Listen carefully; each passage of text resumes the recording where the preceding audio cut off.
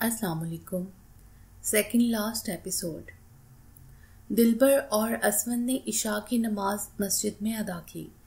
इशा की नमाज से फारिग होकर असमन ने सारी बात मौलवी साहब के गोश गुजार की तो मौलवी साहब किसी सूरत भी हिना और शाहिद का निकाह पढ़ाने पर राजी नहीं हो रहे थे, क्योंकि वो दरिया में रहकर मगरमच्छ से बैर नहीं लेना चाहते थे।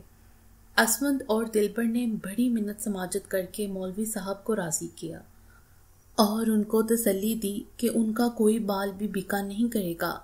जाते जाते असमन ने मौलवी साहब की मुट्ठी गर्म कर दी।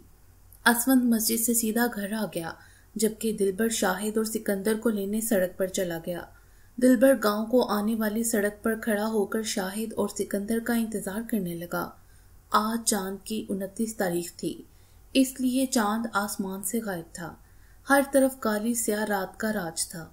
सड़क पर से एक गाड़ी ने गांव वाली सड़क की तरफ टर्न लिया तो दिलबर फौरन गाड़ी के पास पहुंच गया। उसने गाड़ी को रुकने का इशारा किया। गाड़ी रुक गई। गाड़ी के दरवाजे का शीशा नीचे हुआ तो दिलबर ने झांक कर पूछा, आप सिकंदर और शाहिद साहब हैं? जी। तुम दिलबर हो? शाहिद ने पूछा, जो ड्राइविंग सीट पर बैठा था। जी, मैं दिलबर ही हूँ, दिलबर ने इत्मीनान से बताया। मुझे सकीना ने तुम्हारे और असमंत के बारे में बता दिया था। असमंत कहाँ है? सिकंदर ने पूछा।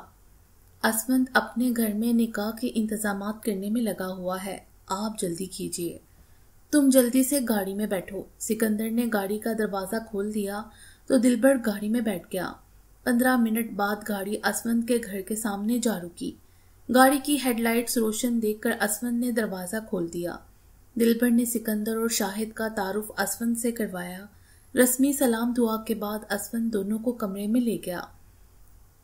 हिना और सकीना अभी तक नहीं पहुंची? सिकंदर ने सोफे पर बैठते हुए असफन से पूछा। आप आराम कीजिए, मैं उनको लेकर अभी आता हूँ। इतना कहकर असफन चला गया। दिलबर किचन से अंडे, बिस्किट, चाय, निमको वगैरह लाकर सिकंदर और असफन के सामने सजाने लगा।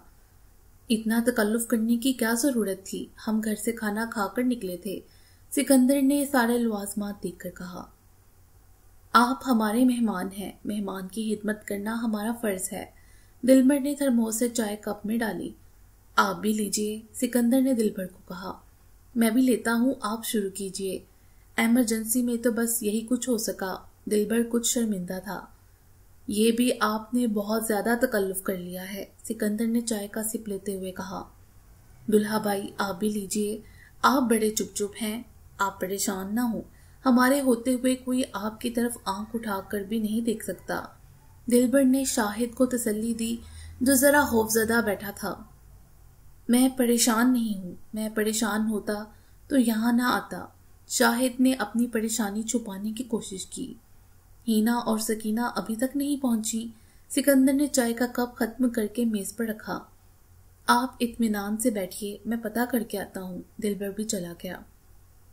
अब्बू, मुझे तो लगता है कोई गड़बड़ हो गई है। दिलबर को गए जब 15 मिनट गुजर गए तो शाहिद ने खदशा जाहिर किया। लगता तो मुझे भी कुछ ऐसा ही है। सिकंदर ने भी शाहिद की हाँ में हाँ मिलाई। दोनों बाप बेटा खदशात की दलदल में फंसे जा रहे थे। इससे पहले कि दोनों दलदल में दफन होते, असमंत और दिलबर सकीना और हिना को लेकर आ गए तो दोनों की जान में जान आई। अब सिर्फ मौलवी साहब का इंतजार था। 10 मिनट बाद मौलवी साहब भी आ गए। मौलवी साहब, जल्दी से निकाह शुरू कीजिए, असमंत ने मौलवी साहब को देखते ही कहा। मौलवी साहब ने जल्दी जल्दी निकाह पढ़ाना शुरू किया। जब मौलवी साहब ने हिना और शाहिद का निकाह पढ़ा दिया तो सकीना हल्की पुल्की हो गई, जो बड़ी टेंशन में बैठी थी। सकीना को पता था इस निकाह के बाद जो तूफान उठना था, उसके लिए उसने खुद को ज़हनी तौर पर तैयार कर लिया था। फिलहाल वो रिलैक्स थी। हिना और शाहिद जीवन साथी बन चुके थे।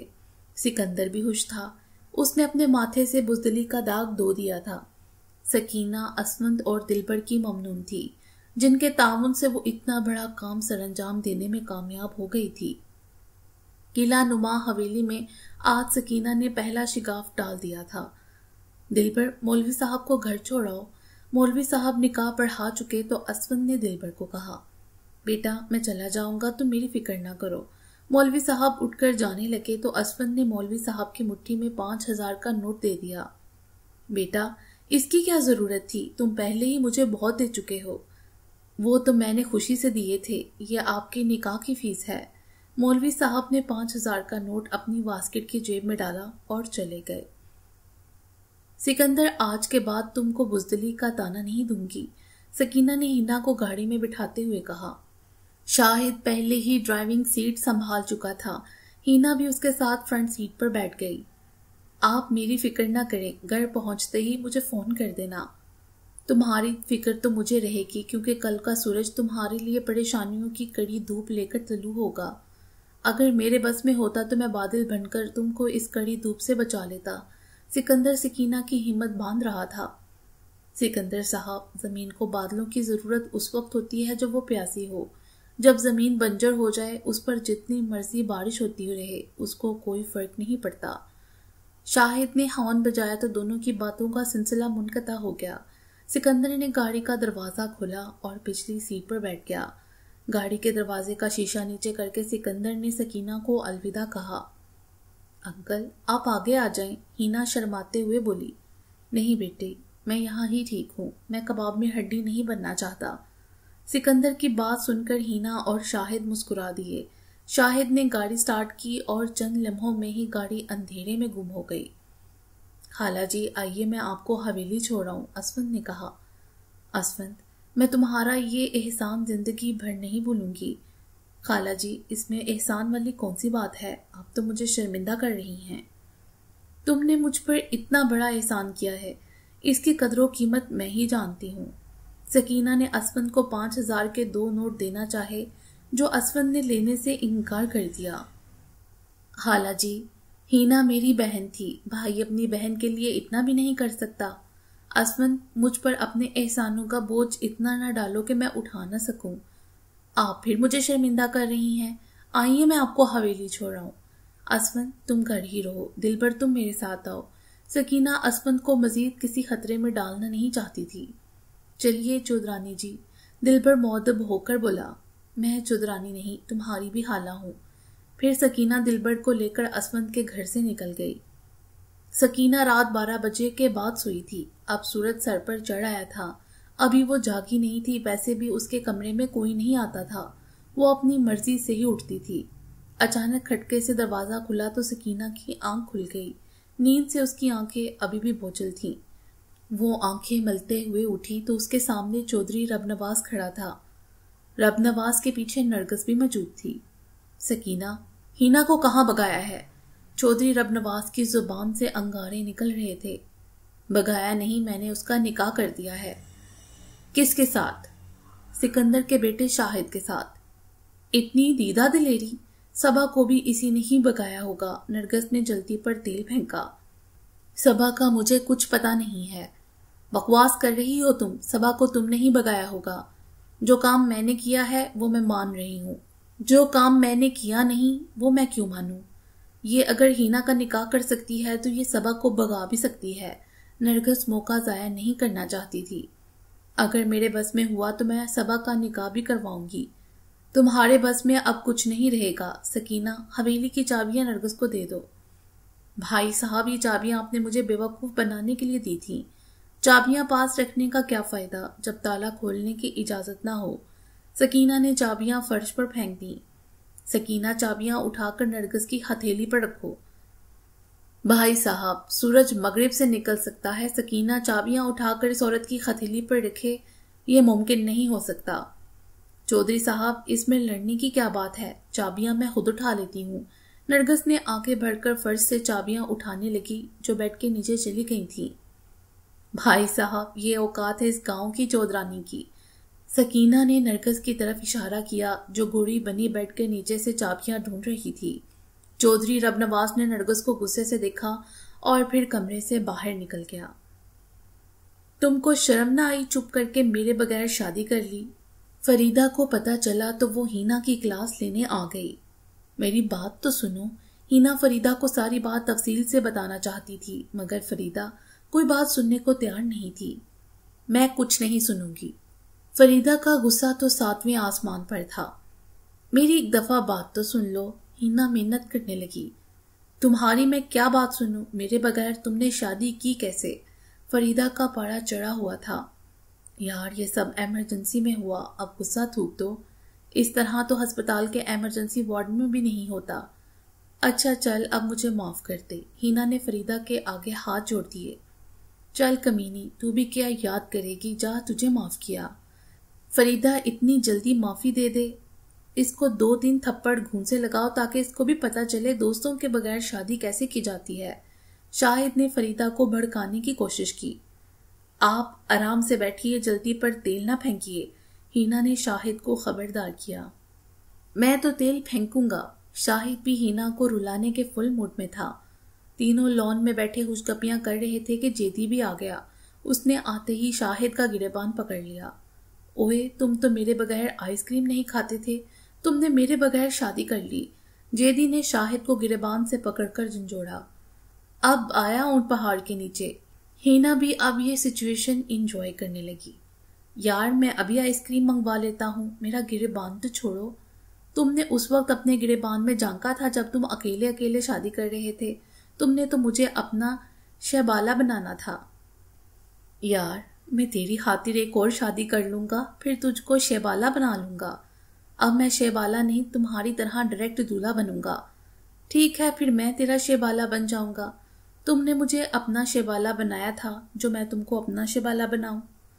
ठीक है यार, ना बनाना शहबाला, मेरा गिरेबान तो छोड़ो। शाहिद और जेदी की इस बेतकल्लुफी को हिना ने भी खूब इंजॉय किया।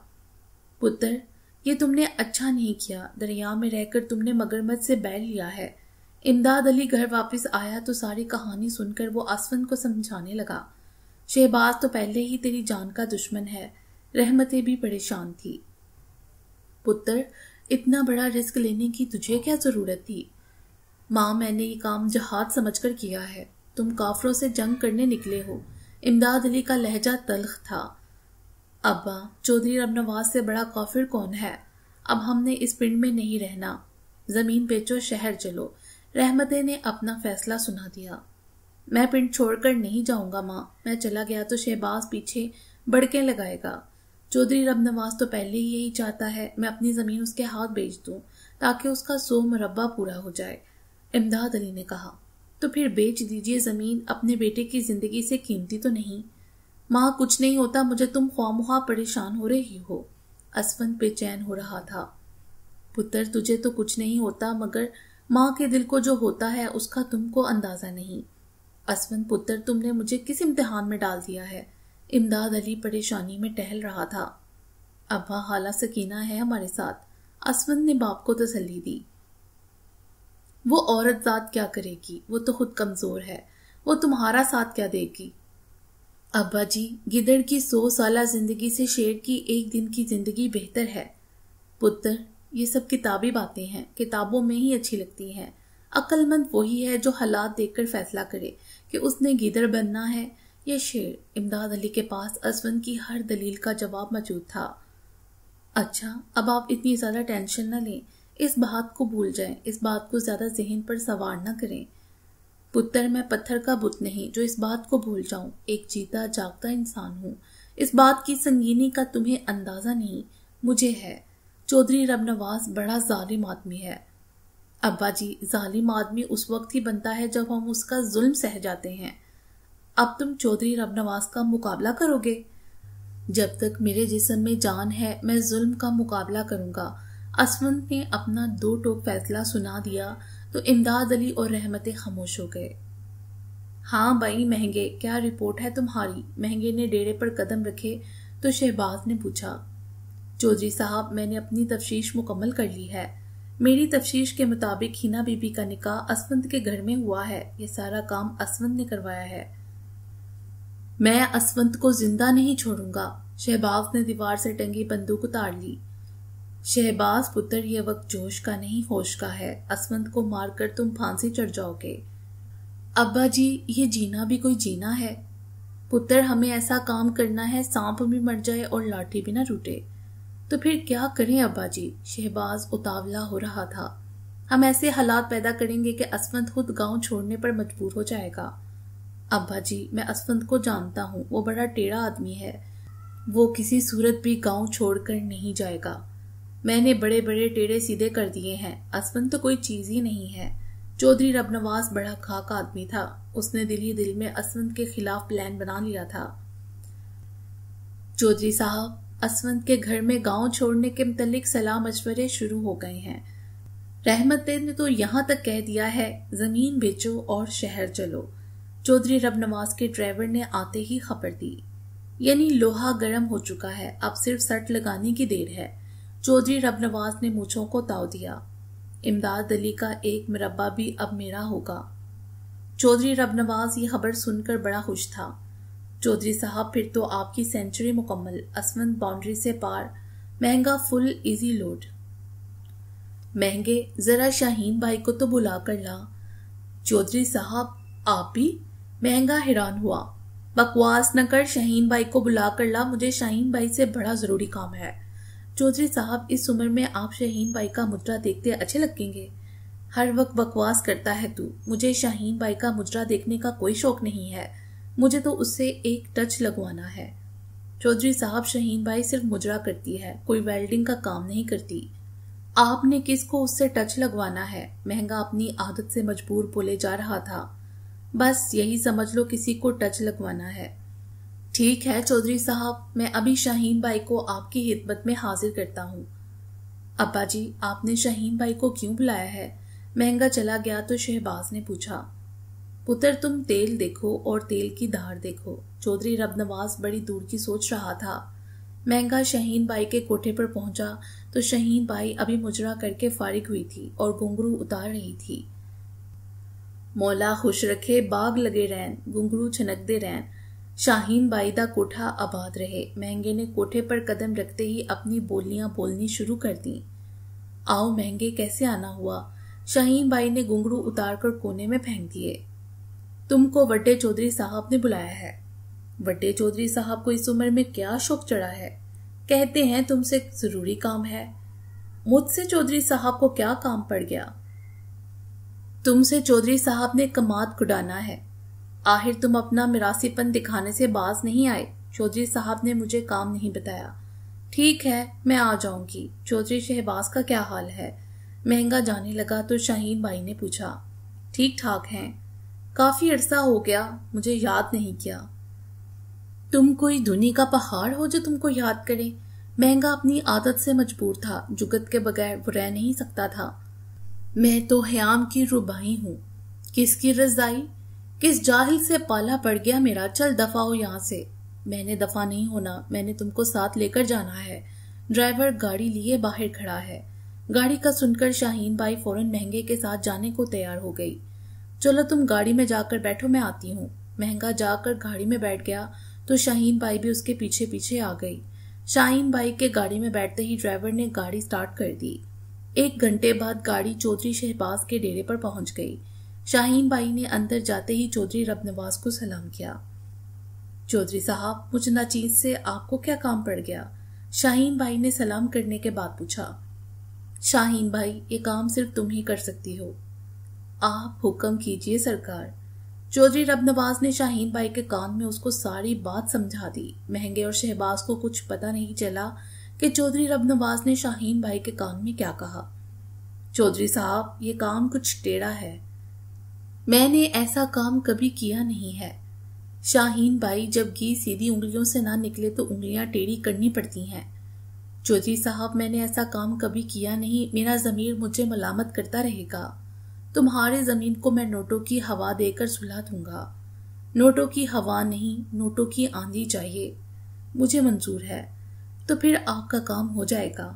चौधरी रबनवास ने नोटों की एक गड्डी जेब से निकालकर शाहीन भाई के आगे फेंकी। बस। शाहीन भाई ने नोटों की गड्डी को गौर से देखा, जिसमें 1000 के नोट थे। ये तो सिर्फ बयाना है। काम हो जाए, जो तुम मांगोगी दे दूंगा। मुझे सौदा मंजूर है चौधरी साहब। साड़ी भी कुछ पेट पल्ले पाओ। महंगा खामोश न रह सका। महंगे, शाहीन भाई को वापस छोड़ाओ। भाई जी, इस नोटों की गड्डी में से 2 नोट मीनू भी लाओ। एल फट, तेरी नीयत कदी ना पड़ी। शाहीन भाई ने गड्डी से 2 नोट निकालकर महंगे को दिए। अब्बा जी, मुझे भी कुछ बताएं, मेरी समझ में तो कुछ नहीं आया। शहबाज बेताब हो रहा था। पुत्र जरा सब्र करो, सब तुम्हारे सामने आ जाएगा। मगर कब अब्बा जी? बस 2 दिन का खेल है। असवंत ने ट्यूबवेल चलाया हुआ था। रात आधी से ज्यादा गुजर चुकी। जब उसका खेत खराब हो गया तो उसने ट्यूबवेल बंद किया। ट्यूबवेल वाले कमरे का दरवाजा बंद करने लगा तो शाहीन भाई भागती हुई वहां आ गई। भाई मुझे बचा लो वरना गुंडे मेरा जेवर और मेरी इज्जत लूट लेंगे। शाहीन भाई जेवरात से लदी हुई हाँप रही थी। सांसें उसकी बेतरतीब थीं। शाहीन भाई अपनी परफॉर्मेंस से किसी माहिर एक्ट्रेस को मात दे रही थी। बहन, तुम कौन हो? इस वक्त खेतों में क्या कर रही हो? असवंत ने हैरान होकर पूछा। मैं साथ वाले गांव में रहती हूँ। परसों मेरी शादी हुई। मैं और मेरा शोहर मोटरसाइकिल पर घर जा रहे थे कि ये मेरा जेवर देखकर गुंडे मेरे पीछे लग गए। इतनी रात गई, इतना जेवर पहनकर सफर करने की क्या जरूरत थी? बस मत मारी गई थी मेरी। तुम्हारा शोहर कहाँ है? मोटरसाइकिल पंक्चर हो गई है। वो मेन सड़क पर मोटरसाइकिल को पंक्चर लगवाने गया है। मुझे अकेली को देखकर गुंडे मेरे पीछे लग गए। तुम अंदर चली जाओ, मैं देखता हूँ। भाई तुम भी अंदर आ जाओ, अंदर मुझे डर लग रहा है। शाहीन भाई ने कमरे के अंदर जाकर असवंत को आवाज दी। अंदर चारपाई पड़ी है, इस पर बैठ जाओ, असवंत ने कहा। भाई तुम अंदर आ जाओ, वो बड़े खतरनाक गुंडे हैं, उनके पास असला भी है। तुम मेरी फिक्र ना करो, मेरी कमीज की जेब में भी पिस्तौल है। एक तरफ से कुछ आदमियों के कदमों की छाप असवंत को सुनाई दी तो असवंत पिस्तौल निकालकर अलर्ट हो गया। भाई लगता है वो गुंडे मेरा पीछा करते करते यहाँ पहुंच गए हैं। तुम अंदर आ जाओ, मैं नहीं चाहती मेरी वजह से तुमको नुकसान पहुंचे। शाहीन बाई ने भी आदमियों के कदमों की छाप सुन ली थी। शाहीन बाई के बार बार इसरार पर आखिर असवंत भी कमरे में आ गया। असवंत के अंदर आते ही शाहीन बाई ने अंदर से कमरे की कुंडी लगा दी। अब आदमियों के कदमों की छाप असवंत को कमरे के बिल्कुल करीब महसूस हो रही थी। असवंत ने कमरे की खिड़की खोली। बाहर बहुत से आदमी मौजूद थे। असवंत ने टॉर्च की रोशनी उन आदमियों के चेहरे पर डाली तो उनमें मौलवी साहब, चौधरी रबनवाज, शहबाज, उमरदीन महंगा और गांव के बहुत से लोग मौजूद थे। चौधरी रबनवाज आगे बढ़कर कमरे का दरवाजा पीटने लगा तो असवंत ने दरवाजा खोल दिया। असवंत बाहर आया तो उसके पीछे ही शाहीन बाई भी कमरे से बाहर आ गई। हर कोई मोबाइल की रोशनी असवंत और शाहीन के चेहरे पर डालने लगा। इस हजूम के पीछे पीछे कुछ देर बाद ही दिलबर और इमदाद अली भी आ गए। गांव के सारे लोग आपस में खुसर खुसर करने लगे। आपको मेरी बात का यकीन नहीं आ रहा था, अब सारा मामला अपनी आंखों से देख लीजिए। चौधरी रबनवाज बिल्कुल अपने लिखे स्क्रिप्ट के मुताबिक मुकालमे बोल रहा था। इस सारे ड्रामे का राइटर चौधरी रबनवाज था।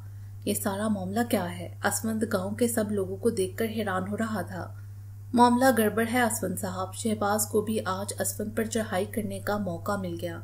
आधी रात को तुम एक जवान लड़की को इस कमरे में लिए बैठे हो और हमसे ही पूछ रहे हो मामला क्या है? महंगा भी बोला। बहन तुम बताओ असल हकीकत क्या है? असवंत शाहीन बाई से मुहातिब हुआ। कुछ देर पहले तो तुम मेरी इज्जत लूटना चाहते थे, अब मुझे बहन कह रहे हो। शाहीन भाई के मुंह में भी चौधरी रबनवाज की जुबान थी। असवंत चौधरी रबनवाज के जाल में फंस चुका था। ये कमीनी बकवास कर रही है। असवंत शाहीन भाई पर बरसा।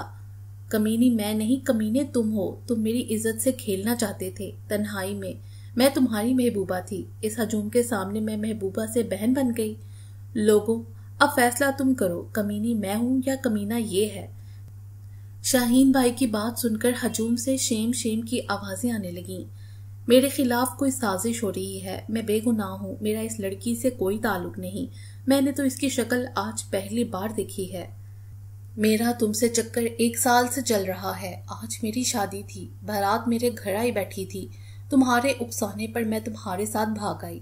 मैं औरत होकर ये सारी बातें सब लोगों के सामने तस्लीम कर रही हूँ। तुम भी अब मर्द के बच्चे बनो। शाहीन बाई शादी के जोड़े में मलबूस थी।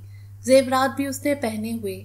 चौधरी रबनवाज ने स्क्रीन प्ले बड़ा मजबूत लिखा था, इसलिए सब लोग ने शाहीन बाई की बातों को सच तस्लीम कर लिया।